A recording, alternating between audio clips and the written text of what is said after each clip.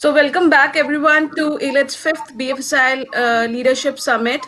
We are running to the next panel, which is on robust security framework for the detection of fraud and operational risk, for which we have SV Sundar Krishnan, Chief Risk Officer, Reliance Nippon Life Insurance Company, as a moderator. Joining him is Mr. Ganeshan M, Chief Technology Officer, Indian Overseas Bank, Mr. Manoj K. Srivastava, Chief Information Security Officer, Future General in India, and Mr. Steve D'Souza, who is Chief Information Security Officer of ICCI Lombard General Insurance Company Limited. Now, I would request Mr. S.V. Sundar Krishnan, sir, to please come on the screen and start with the panel.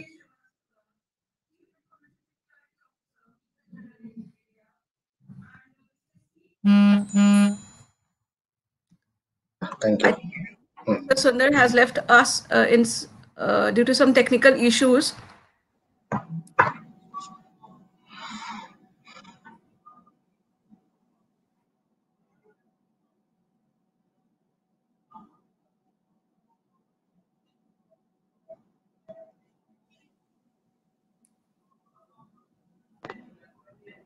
Meanwhile, I would request the panelists to please introduce yourself to the audience till Mr. Sundar joins us back.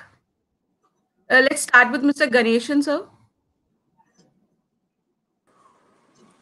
Good evening to everyone. So really it is a pleasure to be with you, and I can see Young India. I'm happy to be part of that. And I am Ganeshan, CTO and General Manager IT and the Digital Banking Department of our Indian Overseas Bank. It is known as IOB. It is an organization founded by a young visionary, respected Chidambaram Setiyar sir, and it is serving our nation for more than 80 years through the branches located in India as well as abroad, like Singapore, Hong Kong, Bangkok, Colombo.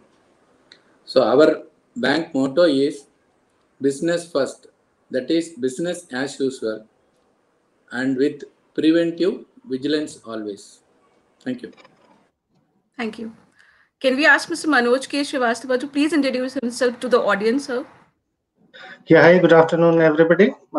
This is Manoj Srivastava. I'm Chief Information Security Officer at Future General India Insurance Company Limited. My prime responsibility is to look after data privacy and information of cyber security.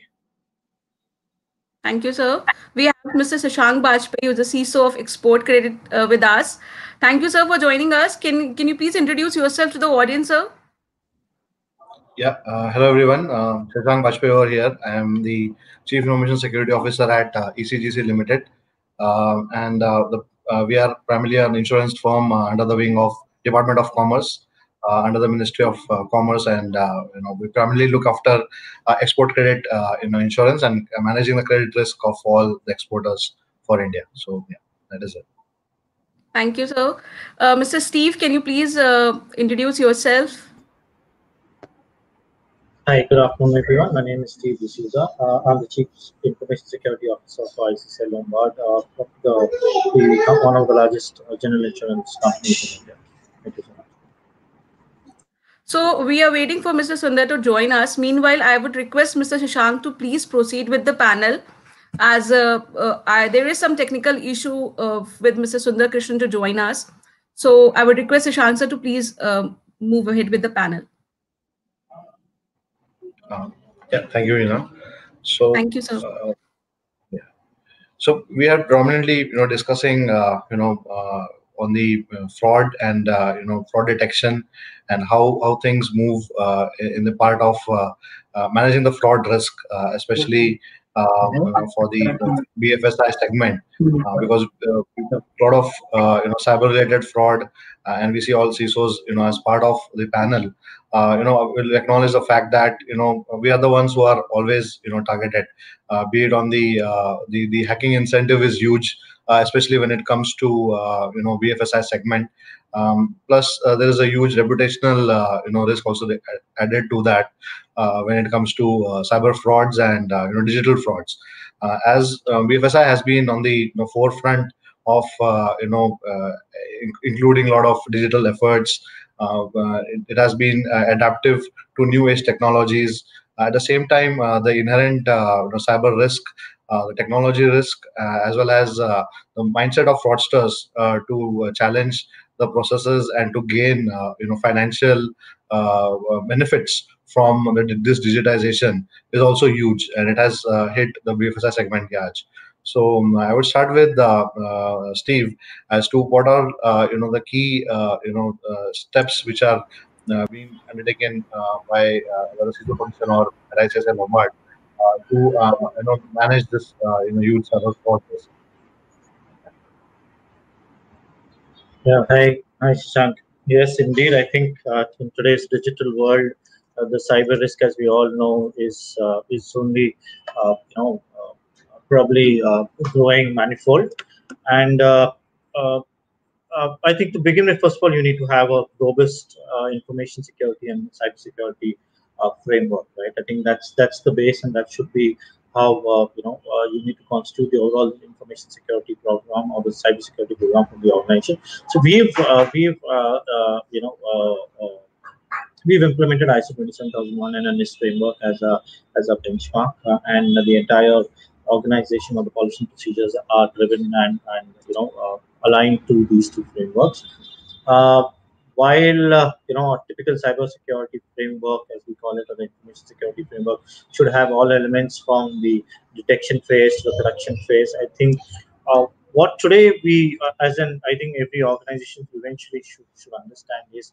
Uh, as we know that the cyber threats are here to stay, right? I think we need to drive a culture, and one of the most important elements that no matter what framework and how do you design and implement your practices and policies is how resilient are you? I think because that's the crux eventually. No matter what controls you have, how you have, you need to demonstrate a strong resilience to ensure that your businesses, do not get hampered, and irrespective of what kind of eventuality you have.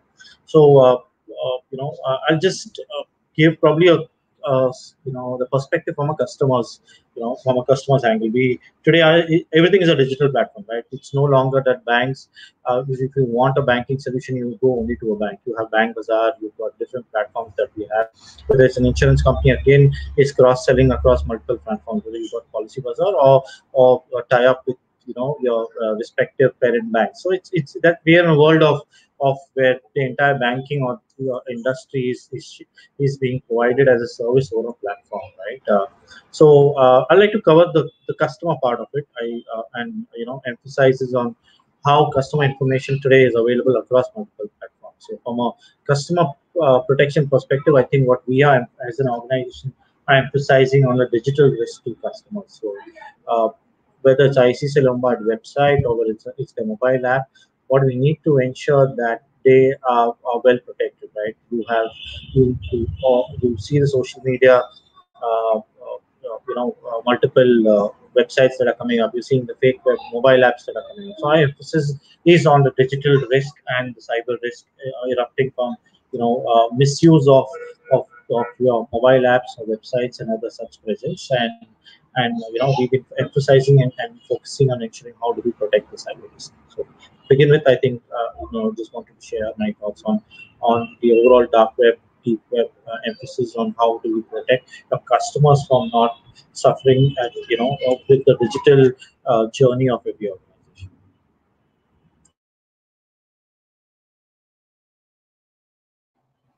Rightly said, Steve. It is a digitization, and the from a customer angle, it is equally challenging. And I guess we have Suna sir with us. Yeah, Yes, sorry, sir. yeah, Sorry, sorry about this. Can you hear me?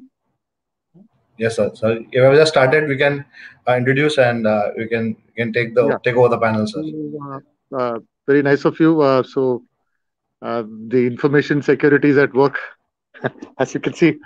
And what I request each panelist is Yes. to give a background perspective of how the robust securities framework is in their organization, and how does that add value from a fraud prevention perspective and operational risk management perspective. So that's my first question to each panelist, so that you can give a flavor of how the security framework is running in your organization, and how does that add value to fraud prevention and operation risk management. As you may all be aware, operation risk management is inadequacies in people, process, and technology. So if you can link the two, that'll be great with relevance to your organization and business. So I request each panelist to speak, uh, give a background perspective so that the audience can have a customized perspective of the linkage between information security, operations risk, and fraud prevention. As you may be aware, these are cornerstones of various pillars of Basil also. And for a banking BFSI institution, fraud prevention, operation risk management, and information security work together in a cohesive manner to achieve the overall governance, risk, and compliance. An organization can't look at it as a silo. If it becomes a silo, then there is no cohesiveness or integrated approach to risk management and compliance and security. So, which is what I thought I request each of you to give a perspective and insights on how it functions in your organization, how various silos work together in a cohesive manner. Over to you all. Thank you. So, can Shashank, can you start so that then we can. Sure. Just to give background, we have already gained some insight from Steve. Right. I would like from Ganeshan and Sir and Manoj to give their perspective following me. As rightly said by Suma sir, that it has to be no silos and it has to be a cohesive approach. And with the digital, I was just talking behave a little earlier that digital has got its own inherent risk, the technology risk which this digitization has brought to us, and the push of recent pandemic to adopt newer technologies and the various new technologies for getting work from home solutions, right, to help businesses also by our vendor staff and third party vendors who are earlier not using a lot of new age technologies, are started leveraging them, and there's a huge risk, and the entire posture changes very dynamically. One of the key things to understand from the operational risk perspective is that technology operations are no different than business operations. Technology operations, the processes, the key risk indicators which are implemented for the tech ops or the business ops, should also be equally business, drive the imperatives from business, so that there is, they're all in line basically. So many times we have seen that whatever, in just in the case of, say, example of BCP, business continuity planning, which has been on top of our minds recently. The ITDR, the RTOs and RPOs of the ITDR drills, and the expectation from the lines of business, they never marry each other. There is a huge gap in those. It comes to CISO's desk to basically understand, and to analyze how to basically adhere to compliance for meeting the rigid RTOs and RPOs of being a BFSI segment, and at the same time also look after the business aspect and the resiliency of the lines of business, because many a times key processes, they would not leverage technology, and there would be something which is purely handled by the business, but they are not resilient because they are either functioning from certain location, or there are certain things which are very dependent to certain human resources. So people, process, technology, has always been a cohesive story of these three, and all the risk parameters and risk indicators should have all these three included. And fraud detection becomes very critical, especially when there's a lot of digital innovatives and innovations coming into picture, because the cyber fraudsters have now got a new avenue to deal with frauds. So we have not seen the cyber attacks or cyber criminals are something which are different. I was talking to Ola CTO the other day, and he was saying that his biggest user base are the cab drivers, and even they try to play with the processes or the technological systems by either switching off their location and other things. As a name user also, the frauds are happening. So the technology has to be so resilient that we take into account not just the cyber threats, but also frauds which are happening by legitimate users who are trying to basically gain out of certain flaws in the business process which are existing in the systems. So yeah, I would that's my case there, and you can take ahead. I would request Ganeshan sir to put his points Yeah, and then we should. yeah. Yeah. So, I think you run the Thank you. technology. Yeah. Myself, actually, I am in technology. Yes. And just to quote that, risk can be mitigated through risk only. In the sense, if we expand the word risk, that is Absolutely. resources integration with security knowledge. I think that is the best way of handling a risk. And as far as our organization is concerned, though we have a silo, but we have a strong silo, but integrated each other in the sense, in our bank that GRC is very strong and robust. And we have a CISO, CIO, and CRO, that is Chief Risk Officer, and Chief Compliance Officer, CCO, and myself is a CTO. So this is that our strength. And apart from that, to have a business resilience, we have DC and DR setup strong enough to handle it. And we have other cells also to monitor this FRM, CGMCRG, like SPGRS to take care of customers like that. So we have a different organization, not overlapping each other's functions, but it is like a joint venture or family. It is in organization being taken care to give the best service to the customers. And if you see that, when you say resources, I think I can go ahead with this. See that resources, everybody knows that there is a people, process, system, and external factors. In any activity, these resources to be in place. So risk arises because we don't know what we don't.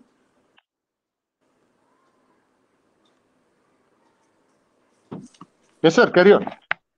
Yeah. Then when we say so the part of that our operation, definitely the risk is involved. So the fraudsters are who are the disturbance to our business. They know very well that we don't know what we know, what we don't know, is it not? They know very well about that. That is why they are trying to penetrate the environment which is potential for their activity. And once they enter it, definitely they do their successful activity. And the successful activity, during that they may definitely leave or do some activity which will leave some traces for the prevention. So when you say prevention, that can be done through that fraud reduction can be done through that our red flag, that is RFI. That red flag meaning that is it may be a caution or warning or a wake up call or alert, whatever you call it. So when you do so, that red flags we can attribute to all these resources in general. That is, when you talk about the people resources, that their how we have to found out their activities, their unwillingness to share details or excessive control over any activity or personal problems or unusually close to any or relationship with any other people and financial difficulty and living beyond one's means. But these are the red alerts we can attribute towards any people, but it doesn't mean that they will be involved in the fraud. Because when they do so to identify the fraud, definitely they will see that the evidences are cleared or deleted or modified the way they want to leave the traces.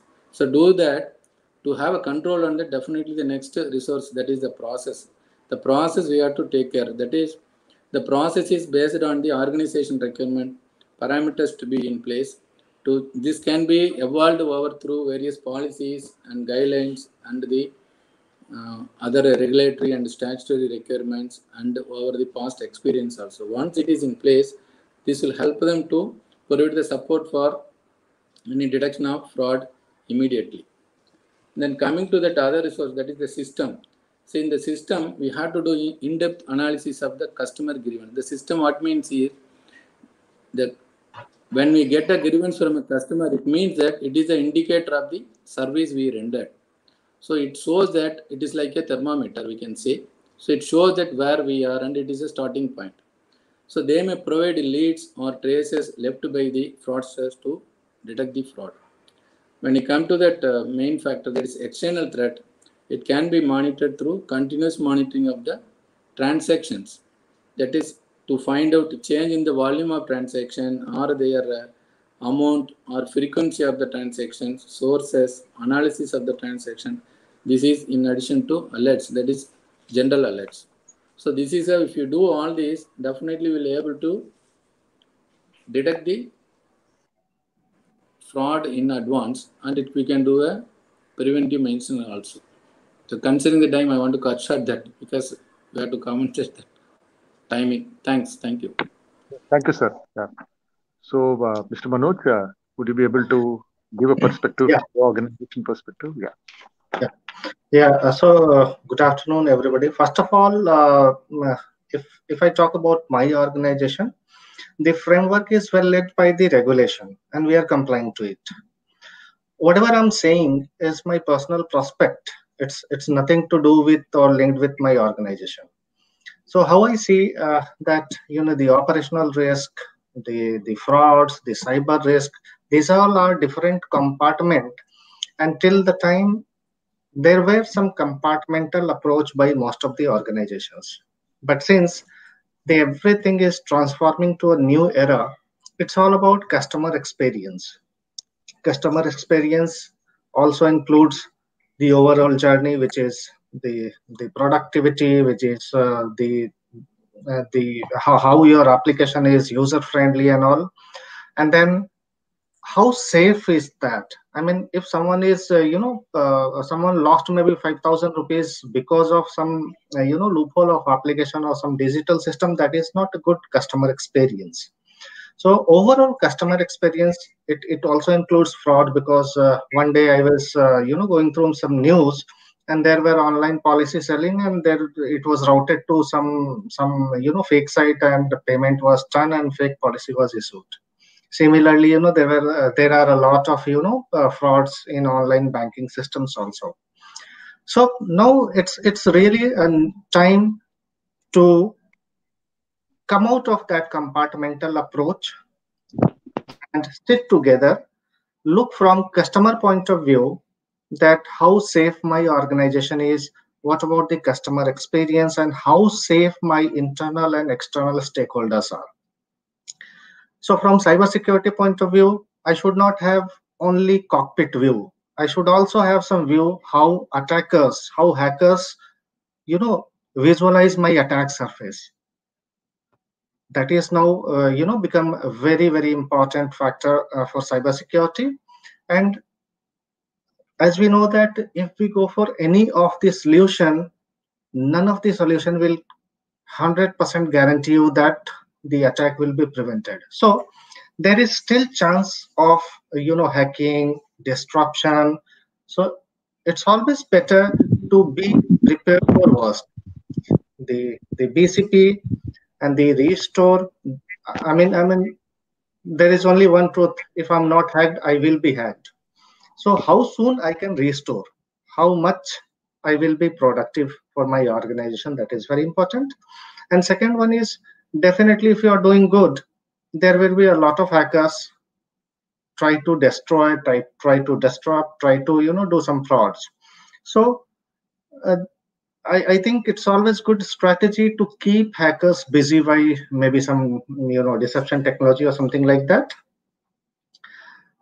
And there should be a periodical assessment for ransomwares or something like that, which can impact your revenue, which can impact your top line or bottom line, and which may impact the solvency and require some additional working capital. So I always tell that a quantitative approach of risk management is very important to organization, so that the hyper convergence can be discussed with leadership team in non-technical language.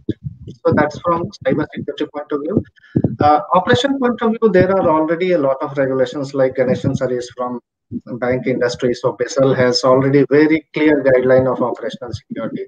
But if you see that reputation risk is not part of BSL, IT is part of BSL. But if you see from business point of view or from customer experience point of view, reputation is very important for current era, even if it is part of any regulation or not. And to maintain that reputation, one has to be very, very much, should not be following that compartmental approach. And crossing the boundary, shaking hand to ensure my stakeholders are safe. Fraud is something which is, there, and it will always be there. I see there are a lot of news of, false claims or Paytm KYC, something like that. So I think there are two part of it. One is internal, one is external. External is nothing but our consumers, our customers. So psychological control is very important for that. None of the technical control can handle the, fraud. How we invest our time and efforts to educate our customers is very important now. Awareness is very, very important for internal and external parties. And there has to be well implementation of AI and ML to detect frauds. Implementation of user behavior analysis is very important. So I withdraw maybe 10,000 rupees in Mumbai, and someone is trying to withdraw maybe 10,000 rupees in Bangalore in 10 minutes. It's not at all possible by human being. So there has to be some kind of, geofencing or some kind of AI ML within the industry to ensure these things. Looking into time, uh, over to you, Sundar. Thank you so much, Manoj. You gave a good perspective on fraud, operations risk, and information security, and how they work together. I just thought I will add from a Basil perspective. Basil looks at reputation from an impact perspective, not as a risk, but more as an impact. So every risk, we have two impacts, financial and non-financial, which is reputational. And that's where they're given a lot of stress. I'm just adding on, I'm not contradicting what you're saying. So my next question is to Mr. Steve. I think you are part of a large general insurance company, and I guess in the pandemic, my question is very specific to pandemic and remote working. The fraud propensity has gone up. I think the users get multiple links, and there is a tendency to click, and the frauds have gone up. So, what have you and your organization done to address this operational risk and fraud risk from an information security perspective?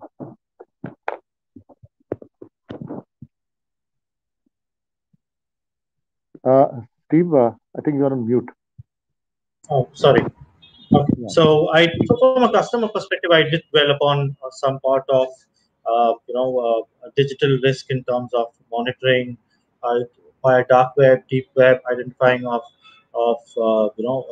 fake mobile apps, fake websites. I think even some of the others also cover this, right?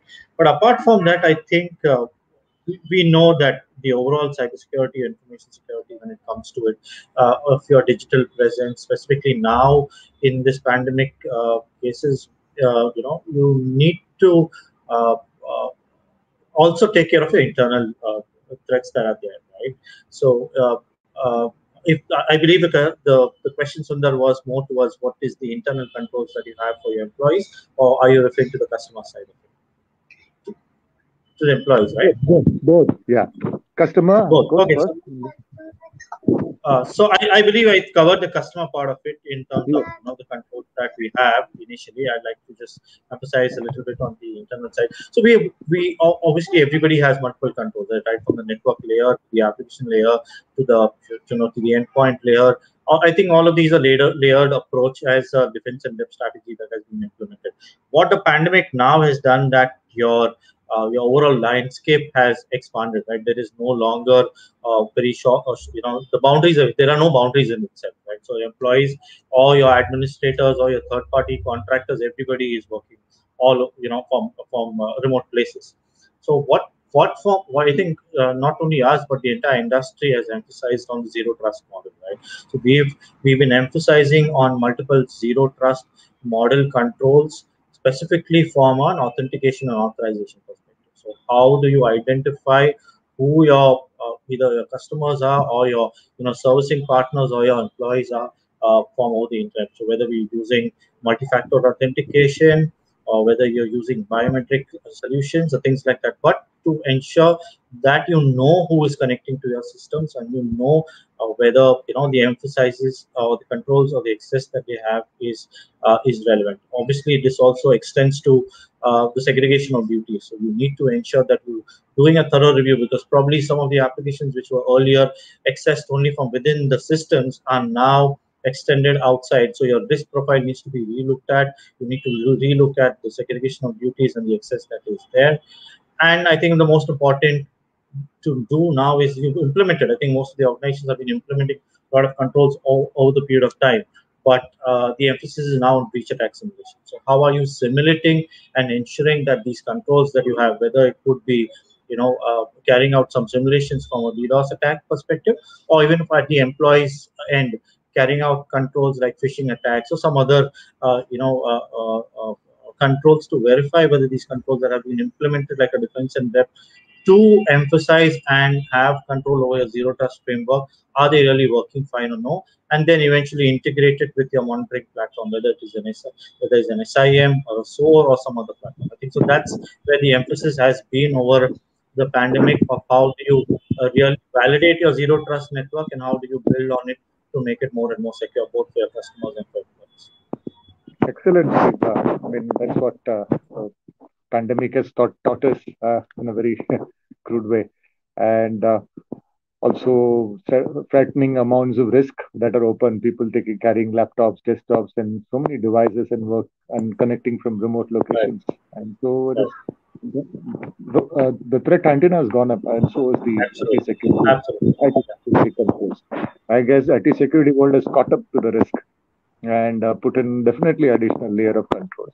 So, Shang, would you like to speak on what you did, what your organization did in pandemic, or something extra? Or sure. Just to add, a couple of points. The pandemic was all about strong digital push on all fronts, right from work from home to all digital channels getting opening up. And as mentioned about specifically with respect to data, because data governance has now just shot up, because earlier there used to be standard procedures led by IT and even by business, that before undertaking any new business or any new service for any business provider, there used to be stringent mechanisms. But in this pandemic, we understood that we have to start leveraging a lot of API kind of technical expertise, and a lot of API exchanges are happening, and lot many APIs are getting exposed. So we are opening up our data requests and sharing a lot of data sharing. As rightly said, process has to be in place to ensure that we are doing it the right way. Otherwise, all this data sharing and would basically hamper the data integrity at our own premises. Data theft is a part wherein it requires sophisticated cyber attack and cyber intelligence to stop data thefts and to put the security controls to minimize that impact. Governance and data integrity it's an equally huge challenge. So as to ensure, because writing insurance is always on the based on the data which we have, the insights and everything. So the underwriting process, or be it any other process, it sits on top of the customer data and what all other data pointers which we have. So we should have the business basically has to be educated well enough. So there has a long campaign to understand and make business understand that what are the data pointers which you are taking or which you are giving or which you are sharing to the such vendors or such third party aggregators or intermediaries or anyone. So you have to understand that, and then allow from a stringent process of security testing and parameter testing of all these APIs, so that there is no way that data leak happens by either through these APIs, or to basically by sniffing or trying to manipulate these APIs. The other part was with respect to classification, because we have seen a lot of conversions between data which is residing on now personal devices, personal laptops, as well as work from home culture has pushed in the network level convergence. People are accessing from their home Wi-Fi, home broadband, and everything. So this convergence has diluted the classification. So I had to push a lot of data classification standards, a lot of policies and procedures, and to educate the employees as to what can be shared over the network, what has to be opened where, and what should not be done and what should not be shared. Because through its, and as I understand, it's only through proper awareness only that insider threat can be mitigated. And a lot many times which we have seen, a lot of data thefts and a lot of data breaches account for either slippages in some misconfigurations, or maybe some insider which has no intention of basically leaking, but due to his unaware policies and not being up to that level of cyber security, it has caused that damage to the organization. So this has been on the forefront, from a data perspective, especially in this pandemic and this convergence times. My next question is to Mr. Manoj. In terms of addressing the silo risk of different functions, risk, operations, IT or technology, and information security, how do you bridge the gap? How do you bash the silo risk? How do you work it in a cohesive way?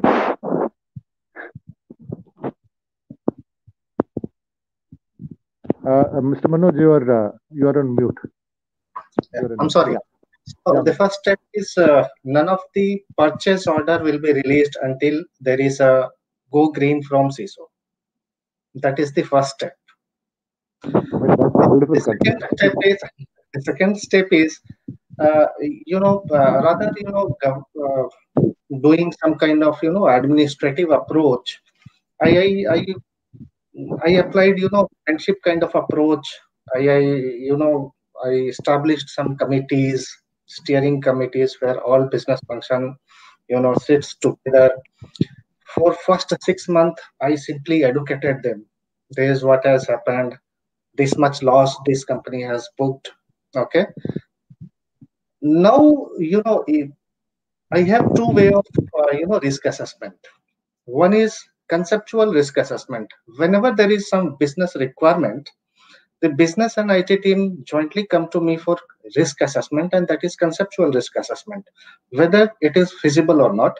If it is feasible, what are the proactive security measures, maybe administrative, maybe contractual, or maybe technical, should be taken into consideration for the entire project life cycle.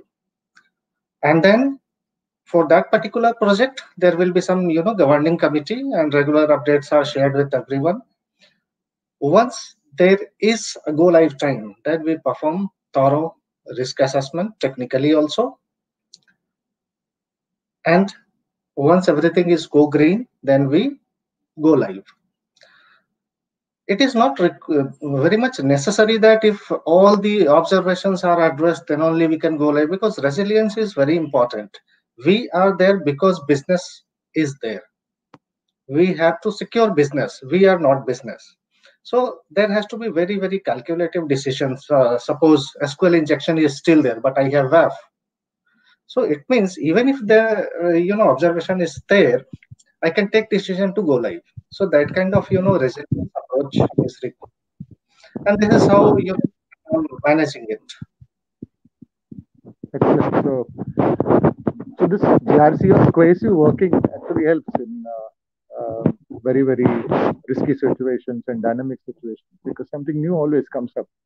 And therefore, if you work together, I guess you can easily face the risk or manage the risk. I think we lost Mr. Ganeshan. I'm not sure whether... Mr. Ganeshan, are you there? All right. I think there is a disruption there. All right. So we have any audience questions, or I don't think anything is there in the chat. I think Mr. Ganeshan... Yeah, just I logged in. Yeah, okay. Through my mobile.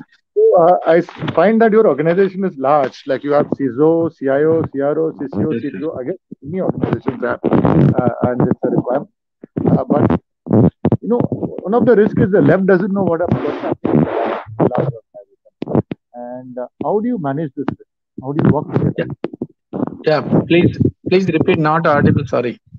So you have a lot of functionaries. You have the CISO, you have the CIO, you have the CRO, you have the CCO, you have the CTO, as you highlighted in your first answer. The first, yeah.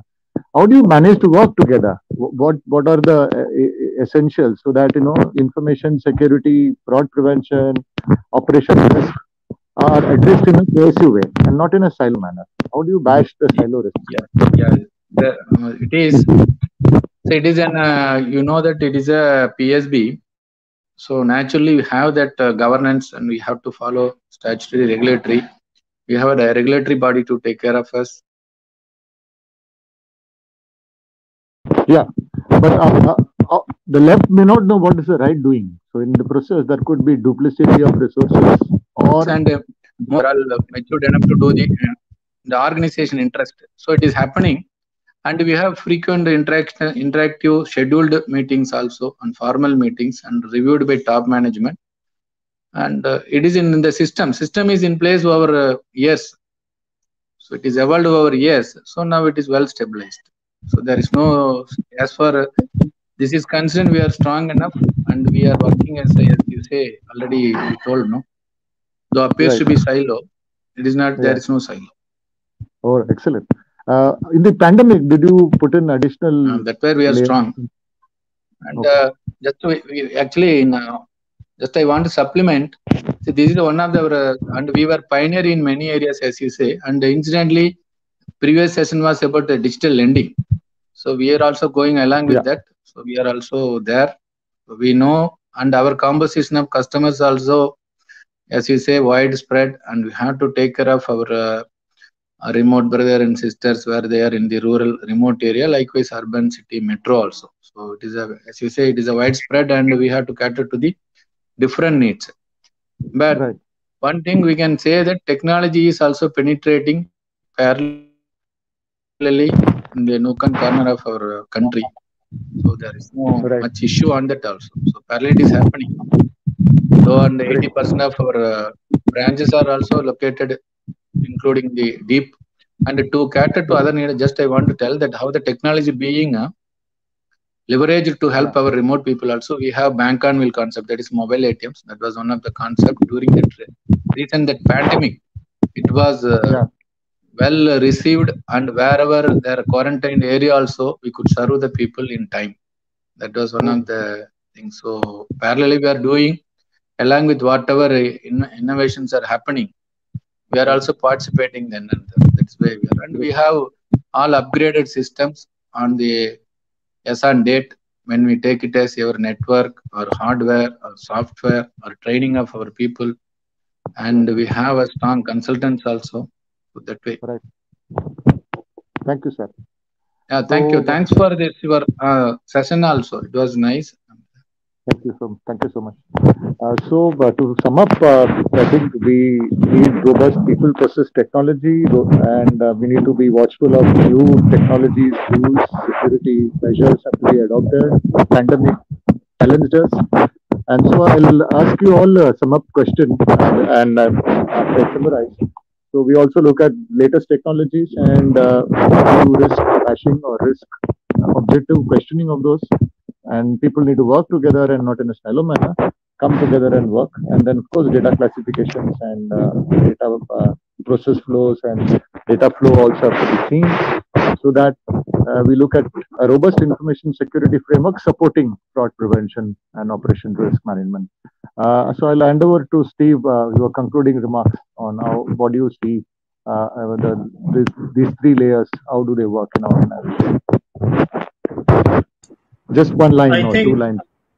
Yeah, I think I would say two things. I think you need to automate as much as possible, because the number of controls, the number of systems that will be there will keep on increasing. It's not possible to manually monitor them, right? So why do you say you need to keep on automating them? I think the concept of a governance framework, because governance will to a certain extent will be manual. You need to have the right committees in your systems meeting up on a regularly basis to verify and check whether the controls that are automated and implemented are really effective and really whether there needs to be a course correction. So I think these are the two terms: automation and a very strong governance model. Excellent. Shashank, your concluding remark. Shashank, are you? You're on mute, I think. Maybe Manoj, you want to take up concluding remarks? Yeah. Hello. Yes.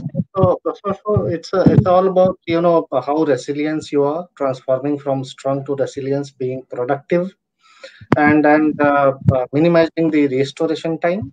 That is very much important. And identity and privacy are the new security features. We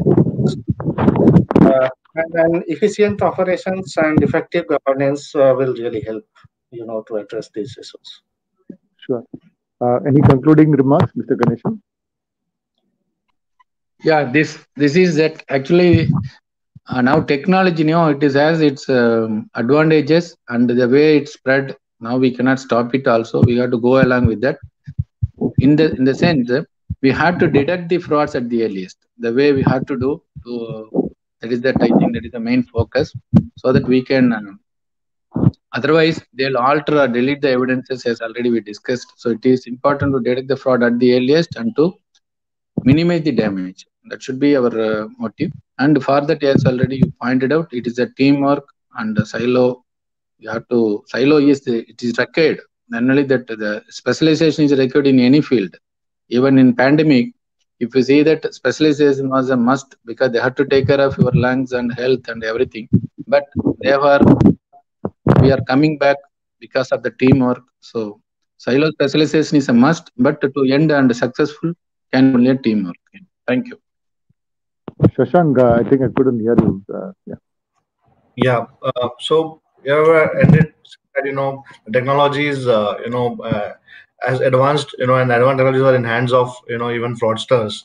So it is just not that, we are diversifying or we are leveraging a lot of new age technologies. Even they have the cutting edge technology and, hackers which were, not able to collaborate. They're collaborating much more, and the ease of doing fraud has increased, and the level of commitment from their side is rising.